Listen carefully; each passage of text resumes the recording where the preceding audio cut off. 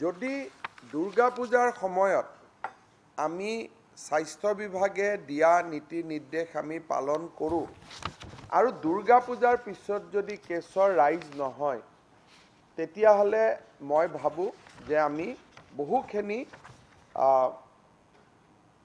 সফলতা লাভ কৰিব পাৰিম। দুৰ্গা পূজাৰ যিখন প্ৰটোকল বা SOP এই প্ৰটোকলখন আমি আজি ইস্যু কৰিছোঁ আৰু মই ভাবোঁ যে মোৰ টুইটাৰ একাউণ্টৰ পৰাই হওক NHMৰ টুইটাৰ একাউণ্টৰ পৰা হওক আপোনালোকে এই প্ৰটোকলখন লৈ ল'ব পাৰিব। কেইটামান বিষয়ে আমি হাইলাইট কৰিছোঁ। এইটো হৈছে পূজা আমি পতাত কোনো ধৰণৰ বাধা দিয়া নাই। আমি খালি কৈছোঁ যে পূজা পাতোতে জিলা প্ৰশাসনৰ পৰা আপোনালোকে অনুমতি ল'ব। তাৰপিছত আমি দ্বিতীয় অনুৰোধ কৰিছোঁ যে ক্লোজ পেণ্ডেল নকৰিব। পেণ্ডেল বনোৱাত আমি বাধা দিয়া নাই, কিন্তু পেণ্ডেলটো চাৰিওফালৰ পৰা মুকলি হ'ব লাগে, ক্লোজ হ'ব নালাগে। আমি সেইটো এটা কথা কৈছোঁ যে ইট শুড বি এডুকুৱেট স্পেচ থাকিব লাগে। এণ্ট্ৰি আৰু এক্সিট গেট দুটা হ'ব লাগে। যিফালেদি এণ্ট্ৰি কৰিছে সেইফালেদি এক্সিট হ'ব নালাগে, যিফালে এক্সিট কৰিছে সেইফালেদি এণ্ট্ৰি হ'ব নালাগে। স্বাভাৱিকতে পূজা কমিটিৰ দায়িত্ব হ'ব যে পূজা মণ্ডপত কোনেও যাতে মাস্ক আৰু হেণ্ড চেনিটাইজাৰ ব্যৱহাৰ নকৰাকৈ প্ৰৱেশ নকৰে। আমি এটা নিয়ম ৰাখিছোঁ যে পূজা যিসকলে ভলেণ্টিয়াৰ্ছ আৰু পূজাৰী থাকিব তেওঁলোকে কম্পালচৰিলি পূজাৰ আগদিনাখন টেষ্ট কৰিব লাগিব। পঞ্চমীৰ দিনাখন তেওঁলোকে মেইন পূজা কমিটি আৰু পূজাৰ পুৰোহিতজনে পঞ্চমীৰ দিনা তেওঁলোকে ক'ভিড টেষ্ট কৰিব লাগিব আৰু দেৱী মাৰ বিসৰ্জনৰ পিছত তেওঁলোকে আকৌ এবাৰ টেষ্ট কৰিব লাগিব। এইটো কিন্তু একেবাৰে মেণ্ডেটৰী যে পঞ্চমীৰ দিনা পূজাৰীজন পূজাৰ ভোগ আদি বনালে যিকেইজন কৰ্মচাৰী থাকিব, যোগালী বুলি কয়, সহযোগী পূজাৰী বুলি কয়, আৰু পূজা কমিটি দিনে ৰাতিয়ে যিসকলে লাগি থাকিব তেওঁলোকক জিলা প্ৰশাসনে কম্পালচৰিলি তেওঁলোকক টেষ্ট কৰিব আৰু দেৱী মাৰ বিসৰ্জনৰ পিছত তেওঁলোকক টেষ্ট কৰিব। দুই তিনিটা আমি ৰেষ্ট্ৰিকশ্যন আনিছোঁ যে 10 বজাৰ পিছত পূজা মণ্ডপটো ক্লোজ কৰি দিব লাগিব।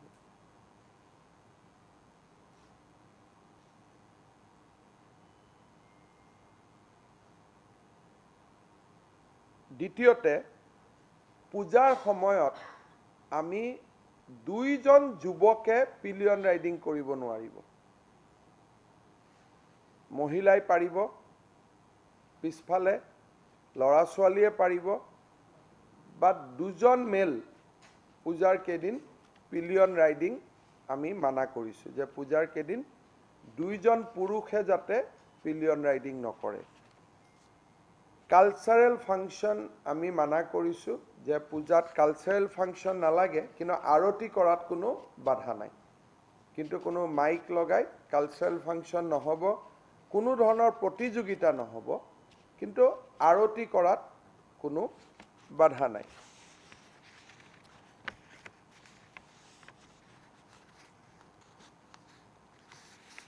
ইয়াত অকণমান ৰেষ্টুৰেণ্ট আদি 9টা বজাৰ পিছত পূজাৰ কেইদিন আমি বন্ধ কৰি দিব দিছোঁ, আপ টু 9 আমি ৰাখিব দিছোঁ।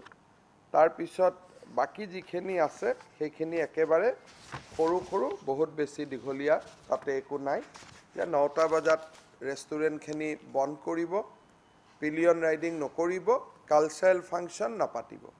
বাকী নৰ্মেল যেনেকৈ আছে হেণ্ড চেনিটাইজাৰ, মাস্ক এইখিনি থাকিব। আৰু বাকী পশ্চিমবংগ আদি ৰাজ্যত যি প্ৰটোকল ওলাইছে তাৰ লগত আমি সামঞ্জস্য ৰাখিয়ে আমি সেম প্ৰটোকল দিছোঁ, বহুত বেছি আমি সাল সলনি কৰা নাই। ভাচনিৰ সময়ত আমি এটাই কৈছোঁ যে মাছ ইমাৰ্চন নহ'ব।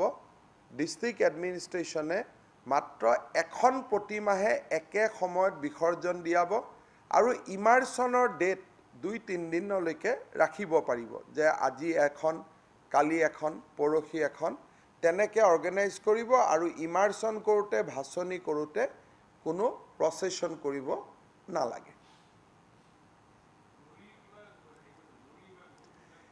সেইটো হেল্থ ডিপাৰ্টমেণ্টৰ ভিতৰত নপৰে, খালি যিকোনো আধ্যাত্মিক প্ৰথাই কৰিব পাৰিব, বাট এট এ টাইম 50 মানুহতকৈ বেছি ভক্ত থাকিব নালাগে। পেণ্ডেলত এট এ টাইম 50 ব্যক্তি থাকিব লাগিব।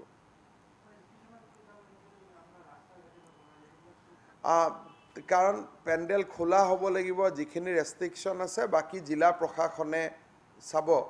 এইখিনি বিষয়ক বাদ দি বাকী আমি বিশেষ একো ৰেষ্ট্ৰিকশ্যন দিয়া নাই। Hand sanitizer, mask, cultural function নালাগে, পূজাৰ কেইদিন পিলিয়ন ৰাইডিং নালাগে, আৰু ৰেষ্টুৰেণ্টখিনি 9টা বন্ধ হৈ যাব। ক'ৰবাত যদি কোনোবা ডিচিয়ে ভাবে যে মই 9:30লৈকে ৰাখিম, সেইটো আমাৰ ক'বলগীয়া নাই, বাট আমি বিচাৰিছোঁ যে বাই 9 ইট শ্বুড বি ক্ল'জ। 3 দিন সাৱধানতাৰ কাৰণে, এই 3 দিন যদি পূজাৰ কেইদিন আমি সাৱধান হৈ থাকিব পাৰোঁ, তেতিয়াহ'লে মই ভাবোঁ যে আমাৰ যোৱা 7-8 দিনত যিখিনি আমি সফলতা দেখিছোঁ, সেইখিনিৰ ধাৰাবাহিকতাটো অব্যাহত থাকিব। আমি দুটা বস্তু দেখিছোঁ যে আমি যিটো নটিচ কৰিছোঁ, সেইটো হ'ল যে চিৰিয়াছ পেচেণ্ট অহাটো কমা নাই। আমি যেতিয়া আমাৰ এটা চিৰ' ছাৰ্ভে গুৱাহাটীত হৈছিলে, ICMRৰ ডেজিগনেশ্যনত এটা ষ্টেটখনত চিৰ' ছাৰ্ভে হৈছিলে। চিৰ' ছাৰ্ভে 22% মানুহ ইনফেক্টেড বুলি প্ৰিলিমিনাৰী আমাক জনাইছে, যে ষ্টেটত 20% people has already been infected. So' with 22% you can't have herd immunity, কাৰণ দিল্লীত 27% ইনফেক্টেড হোৱাৰ পিছতো নতুনকৈ এটা ষ্ট্ৰীম আহিলে। গতিকে মই immediate one of the reason that we are doing constant testing right from the beginning, 40 lakh testing হৈ আছে। গতিকে আইচলেশ্যনটো অসমত ভাল কৰি প্ৰেক্টিছ হৈছে, আৰু কোনোবাই যদি চৰকাৰত টেষ্ট কৰাও নাই, মানুহ ইমান সাৱধান হৈ গ'ল যে মানুহে বুজি পাইছে যে মোৰ এইখিনি লক্ষণ আহিছে, মোৰ ক'ভিড হ'ব পাৰে, টেষ্ট কৰা নাই যদিও ঘৰত নিজে নিজে আইচলেট হৈ গৈছে। গতিকে মই ভাবোঁ যে আইচলেশ্যন চৰকাৰেও কৰাইছে আৰু ৰাইজেও আইচলেশ্যনৰ নীতিটো এডপ্ট কৰিছে, যে মোৰ যদি বেমাৰ হৈছে হুলস্থুল নকৰাকৈ চুপচাপ মই নিজকে নিজে আইচলেট কৰি ঘৰৰ ভিতৰত সোমাই গৈছোঁ, আৰু বেলেগক ইনফেক্ট কৰাৰ কথাটো নাহে। বাট ওৱান ইমিডিয়েট ৰিজন আমি দেখিছোঁ, 27, 28, 29 তাৰিখে যিটো 3 দিন কণ্টিনিউৱাছ আমি 1 লাখ টেষ্ট কৰিলোঁ, তাৰ পিছতে এই ড্ৰপটো দেখা গ'ল। আগতে আমি এদিন 1 লাখ কৰোঁ, পিছদিনা নকৰোঁ। যেতিয়া আমি এটা ষ্ট্ৰেটেজি ল'লোঁ যে কণ্টিনিউৱাছ 3 দিন 1 লাখ আমি টেষ্ট কৰিম, তাৰ পিছতে গ্ৰাফডাল ফ্লেটেন হোৱা আমি দেখা পাইছোঁ। So' whether that has any bearing with the continuous testing, সেইটো আমি ক্লেইম কৰা নাই, বাট প্ৰবেবলি তাৰো কিবা বিয়েৰিং থাকিব পাৰে।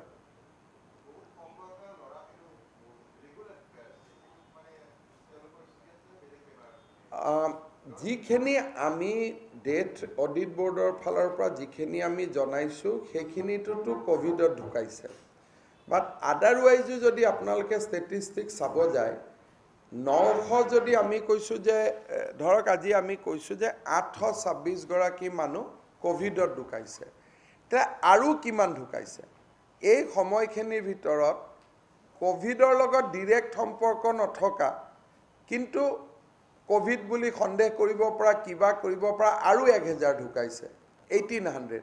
চ' 1800ও যদি আপুনি ধৰি থয়, তেতিয়াও our mortality is much below' 1%।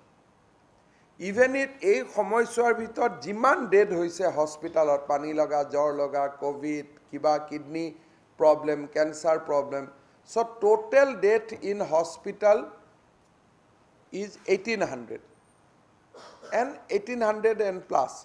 গতিকে সেই ফালৰ পৰা অসমত ডেথ ফিগাৰটো মই ভাবোঁ যে ষ্টিল ৱেল উইদিন দ্য, আপুনি 800 ধৰক, 1800 ধৰক, but it is still within the range of modest বুলি যিটো ক'ব পাৰোঁ যে আমি হাই লেভেলৰ ষ্টেটবিলাকৰ লগত নাই য'ত 3% 4%।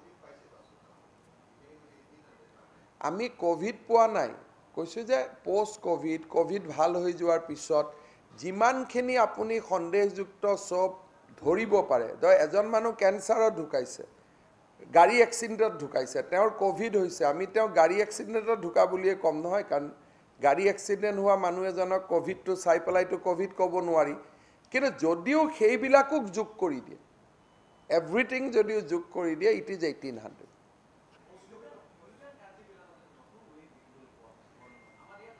চাওক, বহুতে প্ৰেডিক্ট কৰি আছে যে শীতত উইণ্টাৰত নতুন ৱেভ এটা হ'ব পাৰে। সেইটোৰ প্ৰতি আমি সাৱধান থাকিব লাগিব। সেইটো কাৰণে মই ভাবোঁ যে ইমিডিয়েটলি পূজাটো যদি আমি সাৱধানতাৰে পাৰ কৰোঁ, তেতিয়াহ'লে এইটো নেচেচাৰী নহয় যে বেলেগ কাণ্ট্ৰিত ছেকেণ্ড ৱেভ হৈছে কাৰণে আমাৰো ইয়াত ছেকেণ্ড ৱেভ হ'বই। কাৰণ আমিতো বাকী বহুত কাণ্ট্ৰিয়ে টেষ্টিং বাদ দি দিছিলে খতম হোৱাৰ পিছত, বাট আমিতো এদিনৰ কাৰণেও কমাই দিয়া নাই, উই আৰ কণ্টিনিউইং। সেইকাৰণে বাকী জেগাত কিয় ছেকেণ্ড ৱেভ হ'ল? দিল্লীত এটা সময়ত টেষ্টিং নামি 10,000 হৈ গৈছিলে। চ' টেষ্ট যদি আমি ভাবোঁ বেমাৰ ভাল হৈ গ'ল, টেষ্ট নকৰোঁ, ইট মাইট কাম বেক। চ' কেছ ফ্লেটেনিং হওক বা নহওক, আমাৰ যিটো gold standard 30,000 test per day, we have to maintain that. 30,000টো আমি কেনেকৈ আনো যে 30,000 উই কেলকুলেট অন 3 crore যদি পপুলেশ্যন হয়, 0.1% ইজ 30,000। চ' আমি এটা ষ্টেণ্ডাৰ্ডত 30,000 টেষ্ট কৰি আছোঁ। চ' ফ্লেটেনিং হওক কিবা হওক, if we continue with this 30,000 test per day, তেতিয়াহ'লে মই ভাবোঁ যে আমাৰ ইয়াত ছেকেণ্ড ৱেভ নাহিব। কাৰণ আহিলে প্ৰথম ইণ্ডিকেশ্যনতে আমি গম পাই যাম ন, এইটো আমাৰ কাৰণে শ্বক নহ'ব। আমি যেতিয়াই গম পাম যে লাহে লাহে পজিটিভিটি বাঢ়িছে, আমিতো ৰাইজৰ লগত কথাখিনি শ্বেয়াৰে কৰি দিম। বাকী জেগাত টেষ্টিং বাদ দি দিছিলে।